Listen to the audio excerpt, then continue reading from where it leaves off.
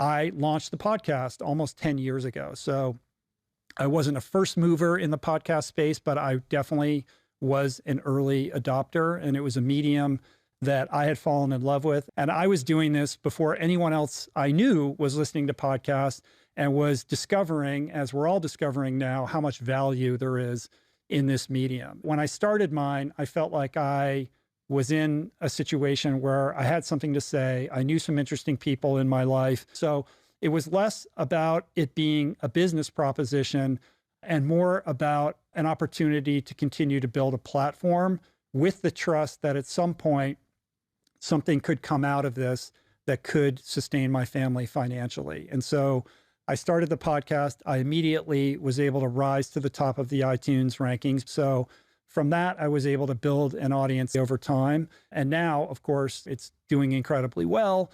But again, that wasn't really the plan. But because the podcast has become and continues to this day to be the tip of the spear in terms of all the things that I do, it's been the most profitable, not just financially, but also in terms of engaging the most number of people around the ideas that I care about.